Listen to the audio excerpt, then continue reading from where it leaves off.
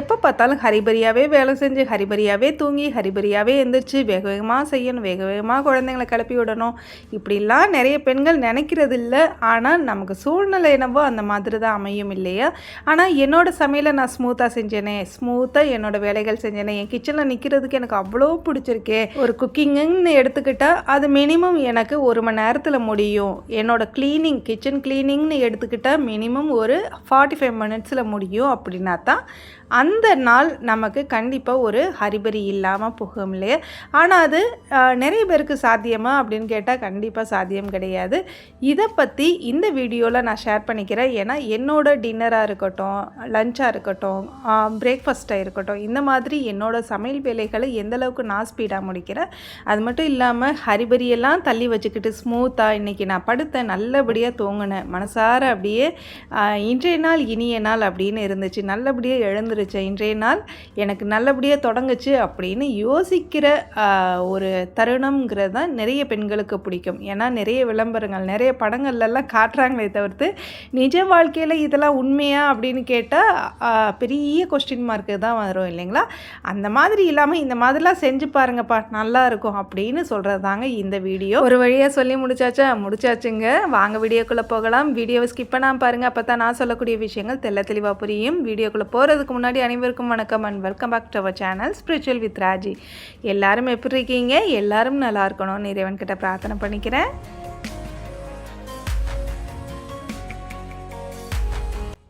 ஸ்டார்டிங்கில் சொன்ன மாதிரி 1 மணி நேரத்தில் நம்ம வேலையை முடிக்கிறோம், அதாவது சமையல் வேலையை முடிக்கிறோம் அப்படின்னா ஓகே. இன்றைக்கி வந்து நான்வெஜ் எடுத்துருக்கோம், ஒரு 2-3 வெரைட்டி பண்ணுறோம், இன்றைக்கி எப்படியும் ஒரு 2 மணி நேரம் ஆகுது, 3 மணி நேரம் ஆகுதுன்றது ஓகே, அது என்றைக்காவது ஒரு நாள். ஆனால் டெய்லி வந்து ஒரு சமையலை முடிக்கிறதுக்கே 1 மணி நேரத்தில் ஆரம்பித்து கிட்டத்தட்ட 3 மணி நேரம் கழித்து முடியுது, அதிலே ஃபுல் டயர்டாக ஆயிடுறோம். அப்படிங்கும்போது அந்த இடத்துல நம்ம ஏதோ ஒரு தப்பு பண்ணுறோம் அப்படிங்கிறதான் அர்த்தம் இல்லைங்களா? தப்பு பண்ணுறோன்னா இது எதுக்காக இப்படிலாம் சொல்கிறேன்னா, நிறைய பெண்கள் நாங்கள் கிச்சனை விட்டே வெளியில் வர முடியல, எங்களுக்கு தூக்கத்துக்கு கூட நேரம் இல்லை, நைட்டு நாங்கள் படுத்தா ஒரு கொஞ்ச நேரம் கூட நிம்மதியாக தூங்க முடியல. ஆனால் நீங்கள் வீடியோ எடுக்கிறீங்க, இவ்வளோ டெக்கரேஷன் பண்ணுறீங்க, இவ்வளோ பொருட்களை பராமரிக்கிறீங்க, இவ்வளோ விளக்குகள் ஏற்றுறீங்க, இதெல்லாம் எப்படி நம்ப முடியும்னு கேட்குறீங்க இல்லையா? அவங்களுக்காகவும் இந்த வீடியோ கண்டிப்பாக ஒரு ஆன்சர் கொடுத்த மாதிரி இருக்கும். முதல் விஷயம் ப்ரீ பிளானிங்கை பற்றி நான் ஸ்டார்டிங் ஸ்டேஜிலேருந்து சொல்லியிருப்பேன். இருந்தாலும் அதை எடுத்துக்கிறவங்க அப்படிங்கும்போது கொஞ்சம் கம்மி தான். என்னோடய ஃப்ரெண்டு ஒருத்தவங்க, எனக்கு ஃப்ரெண்ட்ஸ் எல்லாம் நிறைய கிடையாது, இருந்தாலும் ஒருத்தவங்க பக்கத்தில் ஒருத்தவங்க, அக்கா நீங்கள் வந்து எங்களை மாதிரி சுடிதார் போட்டுட்டு டெய்லி வெளியில் வர மாட்டேங்கிறீங்க, வெளியில் எங்கேயும் போக மாட்டேங்கிறீங்க, அதே நேரத்துக்கு இந்த மண்ணில் ஃபுல்லாக உழப்புறது, மண்ணில்னா செடிகளை நட்டு வைக்கிறது, வெயிலில் தான் நிற்பேன், நின்று ஃபுல்லாகத்தையும் வேலையை பார்ப்பேன், இந்த மாதிரிலாம் பண்ணுறீங்கல்ல, ஆனால் வந்து அந்த கலர் எப்படி மெயின்டைன் ஆகுது, என் பொண்ணு உட்பட அதை தான் கேட்பேன், அப்படி எப்படிம்மா மெயின்டைன் ஆகுது அப்படின்னு நான் முதல் விஷயம் சொன்னேன். அதே மாதிரி வேலை எப்படி உங்களுக்கு இந்த டைமிங்குள்ளே இவ்வளோ வேலை பார்த்துருக்கீங்களா அப்படின்னு கேட்பாங்க. எங்கள் வீட்டில் உள்ளவங்களே கேட்பாங்க, இவ்வளோ விளக்கு எப்படி தான் ஏற்றுறதுக்கு நேரம் கிடைக்கிது உனக்கு, ஒரு திரியை போட்டு ஏற்றுனாலே முடிய மாட்டேங்குது. ஏன்னா எங்கள் பாப்பா ஏற்றும்போது பக்கத்தில் ஹஸ்பண்ட் பார்ப்பாங்க, பார்த்துட்டு முடிய மாட்டேங்குது, எவ்வளோ நேரம் ஒரு விளக்கு ஏற்றுறதுக்கே கிட்டத்தட்ட 10 நிமிஷம் ஆக்குற அப்படியே. அதே மாதிரி என் பாப்பா கோலம் போடும்போது ஒரு கோலம் போடுறதுக்கு கிட்டத்தட்ட ஒரு அரை மணி நேரத்துக்கு மேலே ஆக்குற அப்படியே. அதெல்லாம் எப்படி தான் நீ பண்ணுற, காலையிலேருந்து இவ்வளோ பெரிய கோலம் போடுற, இங்கே 3 படியில் கோலம் போடுற, நிலைவாசலில் போடுற, அதுக்கப்புறம் கீழே நம்ம விநாயகர் இருக்காங்க இல்லையா, பெரிய விநாயகர், அவங்கக்கிட்ட போட்டுட்டு அதுக்கப்புறம் வெளி கேட்டுக்கு, பெரிய கேட்டு அதாவது என்ட்ரன்ஸ் இருக்குது இல்லைங்களா, அந்த கேட்டுக்கிட்டையும் கோலம் போடுற, அது பெருசாக போட்டு காவி பொடி கொடுத்து இவ்வளோலாம் எப்படி டைம் இருக்குதுன்னு கேட்குறதுக்காக சொல்கிறேன். முதல் விஷயம், இதுக்கு டெய்லி 3 மணிக்கு எழுந்திரிச்சா தான் நேரம் இருக்குமானா நிச்சயமாக என்னையை பொறுத்த வரைக்கும் நான் 3 மணிக்கு எழுந்திருக்கிறனால அந்த அப்படியே இயற்கையை ரசிக்க, அப்படியே குட்டி குட்டியாக அழகழகாக அங்கங்கே கோலம் போட, படிகளில் கோலம் போட, இதெல்லாம் ஒரு எக்ஸசைஸாக நினைக்கிறேன். இப்போலாம் நிறைய பேர் ஜிம்முக்கு போகிறாங்க, ஜிம்முக்கு போகிறது நான் தப்புன்னு சொல்ல மாட்டேன். எனக்கு என்னவோ நேச்சர், நம்ம வீடு, நம்ம வீட்டுக்குள்ளே சுற்றி பார்க்குறோம், நம்ம வீட்டு வாசல்லேருந்து என்னென்ன செடிகள் செடிகள் இருக்குதுன்னு பார்க்குறோம். டெய்லி ஒரு விவசாயியாக ரொம்ப பெரிய விவசாயின்லாம் சொல்ல முடியாது, ஒரு சின்ன சின்ன நாற்றுகளை நட்டு வைக்கிறோம். அதே மாதிரி பூச்செடிகளை, தேவையில்லாத களைச்செடிகளை எடுக்கிறோம். இந்த மாதிரி வந்து எனக்குள்ளே ஒரு ஒர்க்கு கொடுத்துக்கிட்டே இருக்கேன். இதை கூட ஒரு சிஸ்டர் சொன்னாங்க, இந்த மாதிரிலாம் கிச்சனில் இப்படிலாம் வச்சுருக்கீங்க, இதனால் வந்து ஷோல்டர் பெயின் வரும், ரொம்ப பெரிய ப்ராப்ளம் வரும்னு. எக்ஸாம்பிளுக்கு சொல்கிறேன், இன்றைக்கி வந்து நான் 3 மணிக்கு எழுந்திரிச்சிருக்கேன், இவ்வளோ வேலைகளும் என்னால் முடிக்க முடியுதுன்னு வச்சுக்கோங்களேன். நாளைக்கே நான் வந்து ஒரு 4 மணிக்கு எழுந்திரிக்கிறேன். நான் சடனாக என்னோடய பிளானிங்கை மாற்றுவேன். 3 மணிக்கு எழுந்திரிச்சா இந்த மாதிரி நான் சொன்ன மாதிரி எல்லா இடத்துலையும் கோலம் போடுவேன். பெருசு கொஞ்சம் ஓரளவுக்கு பெருசாகவும் இல்லாமல் சின்னதாகவும் இல்லாமல் மீடியமாக போடுவேன். அதே ஒரு 4 மணிக்கு எழுந்திரிச்சிருக்கேன்னா அப்படியே அதை சேஞ்ச் பண்ணுவேன். என்னென்னா, நம்ம நிலைவாசலில் கண்டிப்பாக கோலம் போட்டாகணும். அதே நேரத்துக்கு நம்ம விநாயகர் பக்கத்தில் கோலம் அன்னைக்கு போட மாட்டேன். ஸோ அன்றைக்கி கேன்சல் பண்ணிடுவோம். ஏன்னா நம்ம கோலம் போடுறது தான் முக்கியமே தவிர்த்து இங்கே அங்கே அங்கே அங்கே அங்கே அப்படி போடணும்னு அவசியம் இல்லைன்னு அழகாக நிலைவாசல்லையும் வெளியில் என்ட்ரன்ஸ் கேட்டுக்கிட்டையும் கோலம் அழகாக போட்டு விட்டுருவேன். தீபத்துக்கு தீபம் ஏற்றிடுவேன். ஏன்னா எனக்கு பிரம்ம முகூர்த்தம்ங்கிறது ஒரு எப்படி சொல்கிறது, ஒரு பவர் மாதிரி. அந்த பவரை வந்து விட்டு கொடுக்கக்கூடாது அப்படிங்கிறதுக்காக என்னுடைய வேலைகள் எல்லாமே அந்த நேரங்களில் நான் முடிச்சிடுவேன். ஆனால் இப்போது இந்த 48 நாள் பிரம்ம முகூர்த்த பூஜை பண்ணுறதுனால இந்த பரவாயில்ல இன்றைக்கி லேட்டாக இருந்திக்கலாம், நாளைக்கு லேட்டாக இருந்திக்கலான்னு எழுந்திருக்கிறது கிடையாது. ஏன் அப்படின்னா, உங்களுக்கான பிரம்ம முகூர்த்த பூஜை 48 நாள்னு சொல்லியிருந்தேன் இல்லையா, அது என்னென்னா ஒரு 3 மாதத்துக்கு முன்னாடி அந்த பிரார்த்தனை பண்ணதில் ஒரு சிலர் வந்து விட்டு போயிட்டாங்க. அவங்களுக்குலாம் சேர்த்து பண்ணணுங்கிறதுக்காக பண்ணிக்கிட்டு இருக்கேன்.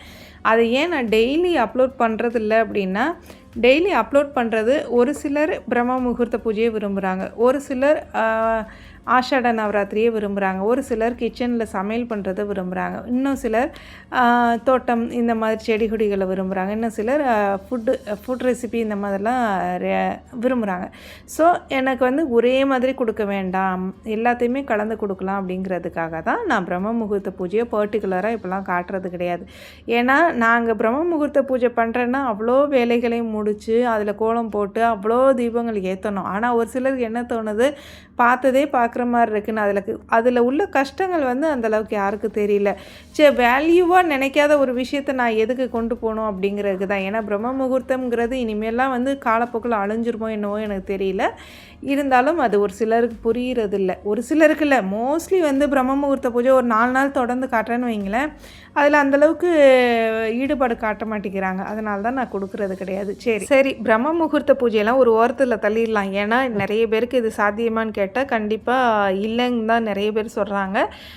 ப்ராக்டிக்கலாக பேசலாம். அக்கா, நான் வந்து ஒரு 5:30 6 மணிக்கு தான் எழுந்திருக்கிறேன், ஆனால் எனக்கு 7 மணிக்குள்ளே சமையல் முடியணும், எப்படி அப்படின்னு கேட்டால் நான் 1 மணி நேரத்தில் எப்படி சமைக்கலாம் அப்படிங்கிறதுக்கு ஒரு சின்ன சின்ன டிப்ஸை மட்டும் சொல்கிறேன். இப்போது நான் எப்படி ஃபாலோ பண்ணுவேன் அப்படிங்கிறத சொல்கிறேன். இப்போ வந்து நான் ஒரு 5:30 மணிக்கு எழுந்திருக்கிறேன்னு வச்சுக்கோங்களேன். முத நாளே வந்து நாளைக்கு காரக்குழம்பு வைக்கலான்றதுக்கு தேவையான கத்திரிக்காய், உருளைக்கிழங்கு, முருங்கைக்காய்லாம் வாங்கி வச்சுருக்கேன். தக்காளி வெங்காயம்லாம் ரெடியாக இருக்குது. ஆனால் நான் வந்து இன்றைக்கி லேட்டாக எழுந்திரிச்சிட்டேன். 4:30க்கு எந்திரிக்க வேண்டியது 5:30க்கு எந்திரிக்கிறேன். சடனாக எப்படி சமையலை மாற்றலாம் அப்படின்னா, நான் நைட்டு புளி ஊற போட்டுருவேன். இப்போ காரக்குழம்புன்னு பிளான் பண்ணி வைக்கிறேன் நான். ஆனால் பிளானிங் படியே போகுமானா போகாது இல்லையா. ஒரு சில நாள் லேட்டாக எழுந்திரிக்கும் போது அந்த புளி ஊற வச்சுருக்கோம்ல, அதில் அப்படியே ஒரு புளி தொக்கை ரெடி பண்ணிவிட்டு புளியோதரைக்கு ரெடி பண்ணிடுறோம் அப்படின்னு வச்சுக்கோங்க. அதே மாதிரி புளியோதரை ரெடி ஆகிடுச்சா, புளியோதரை ரெடி ஆகிறதுக்கு ரொம்ப நேரம் ஆகாது, ஒரு 15 to 20 மினிட்ஸில் அந்த தொக்கு ரெடி ஆயிரும். நம்ம சாப்பாடை போட்டு கிளறிடலாம். ஒரு பக்கம் சாதத்தை கொதிக்க வச்சிடலாம், ஒரு பக்கம் தொக்கு ரெடி பண்ணிடலாம்.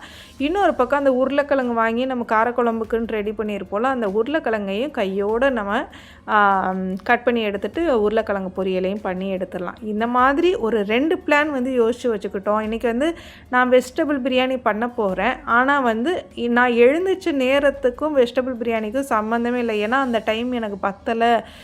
நான் எப்படி பண்ணுறது அப்படின்னா, டக்குன்னு அதை ஃப்ரைட் ரைஸாக மாற்றணும். ஃப்ரைட் ரைஸாக மாற்றுறதுக்கு ரொம்ப சிம்பிள் தான். நம்ம வெஜிடபிள் பிரியாணினா தம் போடணும். அதே மாதிரி வெஜிடபிள்ஸ் ஃபுல்லாகவே கட் பண்ணி வச்சுட்டு கடகடன்னு செய்கிற மாதிரி இருக்கணும். தயிர் கரெக்டான அந்த டைமிங்கில் ஊற்றணும், லெமன் ஜூஸ் ஊற்றணும், அதே மாதிரி புதினா தேவைப்படும். இதே வந்து ஃப்ரைட் ரைஸ்ன்னு வச்சுக்கோங்களேன், கடகடன்னு அந்த கட் பண்ண காய்கறிகளை நம்ம வெங்காயம் போட்டுட்டு லைட்டாக கொஞ்சம் சில்லி சாஸ், டொமேட்டோ சாஸ், அதுக்கப்புறமா சோயா சாஸ் ஊற்றிட்டு கடகடன்னு நம்ம நம்ம கிளறி விட்டுறலாம். பாஸ்மதி ரைஸுமே சீக்கிரம் வெந்துடும், நம்ம வீட்டு அரிசினாலுமே சீக்கிரம் ரெடி ஆயிடும். இந்த மாதிரி 2 in 1 வச்சுக்கலாம். இன்னொரு விஷயம், கிச்சனில் டெக்கரேஷன் பொருட்கள் வைக்கிறதுக்கு ஆசை இருக்குது, நாங்கள் வச்சா கூட அது கொஞ்ச நாள் அழுக்காயிடுதுன்னு யோசிக்கிறீங்கன்னா, நான் என்னோடய கிச்சனை நீங்கள் ஸ்டார்டிங் ஸ்டேஜில் பார்த்துருந்தீங்கன்னா தெரிஞ்சிருக்கும். பித்தளையில் வச்சுருந்துருப்பேன். அதே மாதிரி ஒரு மணி பிளான்ட்டு முதற்கொண்டு பித்தளை செம்பில் உள்ள ஒரு டம்ளர் வச்சுருந்துருப்பேன். இப்போ அப்படியே டோட்டலாக இங்கே அஞ்சரை பெட்டியை மாற்றிட்டு, அதே மாதிரி இந்த பக்கம் ஸ்டவ்லேருந்து லெஃப்ட் சைடு பார்த்திங்கன்னா ஒரு ஸ்டெப் ரேக் வச்சுருப்பேன். எனக்கு வந்து ஸ்டெப் ரேக் அவ்வளோ பிடிக்கும், உங்களுக்குமே அதை சஜஸ்ட் பண்ணியிருக்கேன், அந்தளவுக்கு நல்லா இருந்துச்சு. ஆனால் இந்த இடத்துல எனக்கு சூட்டபிள் ஆகலை. என்னென்னா, இந்த இடத்துக்கு நேராக அந்த விண்டோ கிட்ட கொஞ்சம் அந்த எறும்புகளோட அந்த பிரச்சனைகள் இருக்குது. அது என்ன ஆகுதுன்னா, சமையல் பண்ணுற வரைக்கும் தெரியல, க்ளீன் பண்ணுற வரைக்கும் கூட தெரியல. கரெக்டாக அந்த எண்ணெய் அந்த இடத்துல வைக்கிறதுனால அதில் ஊறி அந்த பேப்பருக்கு அடியில் ஊறி வந்து ஒரு மாதிரி எறும்புகள் வர ஆரம்பிக்குதுன்றதுனால டோட்டலாகவே சேஞ்ச் பண்ணி நான் அதே மாதிரி கேஸ் ஸ்டவ்க்கு பக்கத்தில் ஆயில் கண்டெய்னர் வைக்கும் பொழுது அடிக்கடி பிசுக்கு பிடிக்கிற மாதிரி இருக்குது. ஒரு வீக்லி ஒன்ஸ் வந்து கழுவுற மாதிரி இருக்குது. வீக்லி ஒன்ஸ் கழுவுன்னா அதுக்கே நமக்கு ஒரு 1/2 an hourக்கு மேலே தேவைப்படுங்கிறதுனால அதை எல்லாமே டோட்டலாக சேஞ்ச் பண்ணி 5.5 டப்பாக்கு மேலே ஒரு ஷெல்ஃப் இருக்குது, அந்த ஷெல்ஃபுக்குள்ளே வச்சுட்டு அழகாக இப்போலாம் பார்த்தீங்கன்னா மந்த்லி ட்வைஸ் மட்டும்தான் அந்த ஆயில் கண்டெய்னர் வாஷ் பண்ணுறேன். அதே தான் நம்ம வந்து இப்போ ஒரு விஷயத்தை டெக்கரேட் பண்ணணும். என்னை பொறுத்த வரைக்கும் நம்ம கிச்சனை அழகாக பார்க்குறதுக்கு நீட்டாக வச்சுருக்கணும், டெக்கரேட் பண்ணி வச்சுருக்கணும் தான் நான் நினைப்பேன். இந்த வீடியோ மட்டும் கிடையாது, என்னோடய வீடியோஸ் பார்த்துருந்தீங்கன்னா தெரிஞ்சிருக்கும். எல்லாத்துலேயுமே ஒரு யுனிக் இருக்கணும் அப்படின்னு யோசிப்பேன். ஏன்னா நான் ஏற்கனவே நிறைய வீடியோஸில் சொன்ன மாதிரி நாள் முழுக்க கிச்சனில், நாள் முழுக்க ஹாலில் வேலையை பார்த்துக்கிட்டு, குழந்தைங்கள பார்த்துட்டு இங்கிட்டு அங்கிட்டு ஓடிக்கிட்டு இருக்கோம். அப்படி இருக்கும்போது நமக்கு பிடிச்ச பொருளை நமக்கு பிடிச்ச இடங்களில் நாம் இருக்கிற இடங்களில் வைக்கிறதுல தப்பு இல்லைன்னு நினைக்கிறேன். அப்படி வைக்கிறதுல தப்பு இல்லை, ஆனால் எந்த மாதிரி பொருட்கள் வச்சா நமக்கு வேலை குறையும் அப்படிங்கிறத யோசிச்சுட்டு செய்யுங்க. இப்போது ஒரு விளக்கே வாங்குகிறோம், நல்ல கிராண்ட் யூனிக் ப்ராடக்டாக இருக்கும். ஒரு விளக்கு வந்து நிறைய ஒர்க்கு கொடுத்த மாதிரி இருக்கும், ஆனால் அதை க்ளீன் பண்ணணுங்கும்போது வாரம் க்ளீன் பண்ணிட்டோன்னா அழகாக இருக்கும். அதே வந்து ஒரு 10 நாளைக்கு மேலே ஆகுது அப்படிங்கும்போது அந்த யுனிக்காக கொடுத்துருப்பாங்கள்ல, ஒவ்வொரு டிசைனும் கொடுத்த இடத்துலலாம் அந்த ஆயில் பீஸுக்கு போய் நின்றுக்கிறோம். ஸோ நான் விளக்கு வாங்காதீங்க, டெக்கார் பண்ணாதீங்கன்னு சொல்ல மாட்டேன். டெக்கார் பண்ணுறீங்களா, அதை ஈஸியாக அதாவது ஒரு கிச்சனை க்ளீன் பண்ணணுமா, அதிகபட்சம் 1 மணி நேரத்துக்குள்ளே பண்ணணும். இதுதான் வந்து நீங்கள் யோசிச்சுக்க வேண்டியது.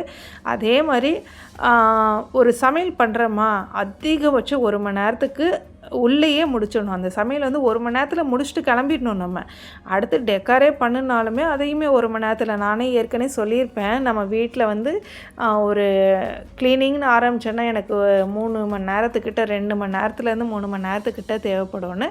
இப்போல்லாம் பார்த்துக்கோங்க, இந்த மாதிரி ஸ்டெயின்லெஸ் ஸ்டீலில் 5.5 டப்பா வச்சுருக்கேன், அதுக்குள்ளே தேவையான பொருட்கள் வச்சுருக்கேன், அழுக்கு ஆகுறதில்ல. ஆயில் பீஸுக்கு மேலே அப்படி தெரிச்சா கூட ஈஸியாக க்ளீன் பண்ணுற மாதிரி இருக்குது. இதே ஒரு பிராஸ் 5.5 டப்பா நான் வச்சுருந்தேன்னா எனக்கு ரொம்ப பிடிக்கும் பிராஸில் வாங்குறது. ஆனால் அந்த இது என்னாகும்னா ஒரு மாதிரி கலர் சேஞ்ச் ஆகி கருப்பான மாதிரி ஒரு பார்க்குறதுக்கே கன்வீனியண்ட்டாக இல்லாமல் இருக்கும் இல்லையா? அதனால தான் இந்த மாதிரியெல்லாம் நான் மாற்றி வச்சுருக்கேன். நீங்களே பாருங்கள், ஒரு செம்புக்குள்ளே மணி பிளான்ட் வச்சுருப்பேன், செம்புக்குள்ளே ஒரு டம்ளர் வச்சு அந்த டம்ளருக்குள்ளே மணி பிளான்ட் வச்சுருக்கேன். ஏன் அப்படின்னா அது வந்து பிராஸாக இருக்கும்போது எனக்கு சுற்றி க்ளீன் பண்ணுறது கஷ்டமாக இருக்கும். இப்போ இந்த செம்பை நான் க்ளீன் பண்ணுறேன்னா எனக்கு ஒரு 2 நிமிஷம் தேவைப்படும். ஏன்னா ஒவ்வொரு பொருளையும் நம்ம க்ளீன் பண்ணுறதுக்கு இது க்ளீன் பண்ண 5 நிமிஷம் தான், இது க்ளீன் பண்ண 10 நிமிஷம் தான் அப்படின்னு 5 நிமிஷம் 10 நிமிஷம் 10 நிமிஷம் 10 நிமிஷம்னு நம்ம ஒரு 100 முறை 10 நிமிஷம் சேர்ந்துருச்சுனாலே நமக்கு எவ்வளோ நேரம் வேஸ்ட் ஆகும் இல்லையா? அதனால் டெக்காரும் பண்ணணும், க்ளீனிங்கும் பண்ணணும், ஈஸியாகவும் இருக்கணும். 1 மணி நேரம் க்ளீன் பண்ணுறதுக்குள்ளே எவ்வளோ டெக்கார் பொருள் வேணாலும் சேர்த்து வச்சுக்கோங்க. இதை வந்து நான் இவ்வளோ நாள் என்னோடய வீடியோஸ் பார்த்தவங்க எல்லாருக்கும் தெரியும், நிறைய டெக்கார் பொருட்கள் சேர்த்துருக்கேன். அதே நேரத்துக்கு நான் ஃப்ரீயாக இருக்கிறேன்னா இதுதான் காரணம். என்னால் எது முடியுதோ அதை மட்டும்தான் இப்போ நான் செஞ்சுக்கிட்டு இருக்கேன். முடியலையா அட் அ டைம் தூக்கி போட்டுருவேன். இதுதான் வந்து என்னுடைய தாட். இது வந்து நமக்கு முடியல, செய்யவே முடியலையா, இப்போ ஒரு பூஜை பொருள் பொருட்கள் இவ்வளோ விளக்கு வச்சுருக்கீங்களே, இவ்வளோ பூஜை பாத்திரங்கள் வச்சுருக்கிறீங்களே, பூஜை பாத்திரங்கள்லாம் கூட விடுங்க, சிலைகள் வச்சுருக்கீங்க, சிலைகளெல்லாம் எப்படி தூக்கி போட முடியும் அப்படின்னா, சிலைகளை பொறுத்த வரைக்கும் நம்ம விளக்கு தேய்க்கிற மாதிரி தேய்க்கவே தேவையில்ல. அதை நான் நிறைய வீடியோஸில் சொல்லிட்டேன். சிம்பிளாக டெய்லி கூட அபிஷேகம் பண்ணலாம். அதையும் ஒரு சிஸ்டர் கேட்டிங்க, எத்தனை நாளைக்கு ஒரு தடவை அபிஷேகம் பண்ணுவீங்கன்னு. நான் வாரத்தில் 4 நாள் அபிஷேகம் பண்ணுவேன். அபிஷேகம்னா ஒன்றும் இல்லை, ஒரு நாள் பால் அபிஷேகம் பண்ணுறேன்னா சிம்பிளாக முடிச்சிருவேன். பால் அபிஷேகம், ஒரே ஒரு தீப தூபம். ஏன்னா தீபம் கண்டிப்பாக கிச்சனில், ஹால்லன்னு ஏதாவது ஒன்றுத்துக்கு நான் தீபம் ஏற்றிக்கிட்டே தான் இருக்கேன். ஸோ அதை நான் அப்படியே முடிச்சிடுறது. அதே தான் இன்றைக்கி வந்து தீர்த்த பொடி தான் இருக்குது, அவ்வளோதான் அபிஷேகம் பண்ண முடியுமா? அந்த தண்ணியில் இறைவன் நனையணும், அழகாக அவரை குளிக்க ஊற்றணும். இதுதான் என்னுடைய நோக்கம். என்னோடய வேலைகளையுமே இப்படி தான் சிம்பிளாக முடிச்சுக்கிட்டே இருக்கிறேன். இப்போ தாளிக்கும் போது கூட பாருங்கள், அவ்வளோ காய்கறிகள் நறுக்கியிருப்பேன். ஆனால் அந்த காய்கறி குப்பைகளை எடுத்து போட்டுட்டு தான் இந்த தாளிப்பே நான் ஸ்டார்ட் பண்ணியிருக்கேன். இது வந்து உங்களுக்கு வீடியோ பார்க்கும்போது இவங்களுக்கு என்ன மேக்கர், அதாவது மெய்டு வச்சுருப்பாங்க, இவங்களுக்கு என்ன வேலைக்கு ஆள் வச்சுருப்பாங்கன்னு யோசிக்கிறீங்க. அந்த ஒவ்வொரு இடத்தையுமே நான் நுண்ணிப்பாக, இது வந்து நம்ம வீடு, இதை நம்ம இப்படி தான் செய்யணும். இப்போ என் பையன் நான் வேலை செய்யும்போது இடையில வந்து எதையாவது ஒன்று, நம்ம அதை பண்ணுறீங்க இதை பண்ணுறீங்கன்னு கேட்டுக்கிட்டே இருப்பேன். இருந்தாலும் சத்தம் போட்டுக்கிட்டே தான் இருப்பேன். இதை இப்படி பண்ணு, இதை இந்த மாதிரி செய், இதை கொட்டிடக்கூடாது, கொட்டினியா நீயே தொட அப்படின்னு சொல்லுவேன். அட்லீஸ்ட் 50% அவங்க வேலைகளை அவங்க பார்க்கணும் அப்படிங்கிறதுலையுமே நான் கரெக்டாக அவங்கள கொண்டு வந்துக்கிட்டு இருக்கேன். பெட்ஷீட் மடிக்கலையே ஹாலில் தூக்கி போட்டுருவேன். போட்டுட்டு ஒரு நாள் இல்லைனாலும் அடுத்த நாள் கண்டிப்பாக நம்ம பெட்ஷீட்டில் அழுக்கு பட்டுருவோன்னு கண்டிப்பாக அவங்களே மடித்து வைக்க ஆரம்பிச்சிருவாங்க. ஸோ என்னோடய ஃபேமிலியுமே நான் இப்படி இந்த மாதிரி சொல்லி ஆரம்பத்தில் அம்மா வந்து வில்லி அப்படின்ற ஒரு தாட்டு கூட குழந்தைங்களுக்கு இருக்கத்தான் செய்யும். இருந்தாலும் சொல்ல அவங்களுக்கு வந்து புரிய ஆரம்பிக்குது இல்லையா? நம்ம மடிக்கிறதுக்கு ஒரு 10 நிமிஷம் ஆகுதுன்னா நம்ம அம்மா 4 பெட்ஷீட்டை மடிக்கணும். 4-5 பெட்ஷீட்டை மடிக்கும்போது அவங்களுக்கு எவ்வளோ நேரம் ஆகுன்றது குழந்தைங்க யோசிக்க ஆரம்பிச்சிடுவாங்க. ஸோ இந்த மாதிரி என்னுடைய வேலைகளை ஒவ்வொரு டைமிங்கும் மாற்றி இப்படி பண்ணலாம் அப்படி பண்ணலாம் அப்படின்னு யோசிச்சுக்கிட்டே தான் இருப்பேன். ஏன்னா வீட்டில் இருக்கிறோம், ஏதோ இருந்தோம், ஏதோ வேலை பார்க்க முடியாமல் பார்த்தோம், எதுக்கு பார்க்குறோன்னே தெரியாமல், எதுக்கு இருக்கிறோன்னே தெரியாமல், எதை என்ஜாய் பண்ணனே தெரியாமல் ஒவ்வொரு பெண்களும் ஸ்ட்ரெஸ் ஆகிக்கிட்டே இருக்காங்க. அடுத்த விஷயம் என்ன பண்ணலான்னு யோசிப்பாங்க. அதான கரெக்டாக கொண்டு போகவே முடியாது. ஏன்னா குழந்தைங்கள பார்க்கணுமே, மத்தியான சாப்பாடு எப்படி முடிக்க போகிறோம், நைட் சாப்பாடு எப்படி முடிக்க போகிறோங்கிறதுக்கே பல யோசனைகள் யோசித்து பல வீடியோக்கள் பார்த்து கடைசியில் ஸ்ட்ரெஸ் ஆகி தூங்கவும் முடியாமல், முழிக்கவும் முடியாமல், வேலைகளை செய்யவும் முடியாமல் எல்லாத்துலேயுமே ஒரு ஸ்ட்ரெஸ் பஸ்டான மாதிரி ஆகிடுவோம். இப்போ கூட பாருங்கள், நல்லா சுட இட்லியை வச்சு அழகாக தேங்காய் சட்னியை வச்சு, எனக்கெல்லாம் தேங்காய் சட்னியில் குளிப்பாட்டி தான் இட்லி சாப்பிட பிடிக்கும். ஏன்னா தப்பாக எடுத்துக்காங்க, அதையும் சொல்லிக்கிறேன். நல்ல நிறைய குழம்பு ஊற்றிக்கிட்டு அடிக்கிற ஆள் நான். அந்த மாதிரி நம்ம வேலைகள் இருக்க அதை இந்த நேரத்துக்குள்ளே முடித்து ஒரு ஃப்ரீயாக கூட சாப்பிட முடியாமல் நின்றுக்கிட்டே சாப்பிட்றோன்னா அது எனக்கு தெரிஞ்சு நல்ல ஒரு லைஃப் ஸ்டைலுக்கு உண்டானதே இல்லை.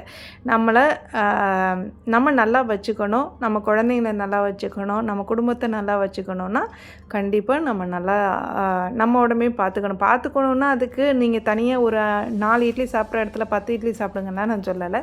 உங்களுக்கு எதெல்லாம் பிடிக்குமோ அதை விரும்புங்க, ரசிங்க. இப்போ எனக்கெல்லாம் இந்த மாதிரி கோலம் போட பிடிக்கும். ஒரு சிஸ்டர் சொன்னாங்க, இவ்வளோ நேரம் பண்ணுறீங்களே, இதெல்லாம் எப்படி உங்களுக்கு ஒரு மாதிரி டயர்ட் ஆகலையா, டென்ஷன் ஆகலையா அப்படின்னு கேட்குறாங்க.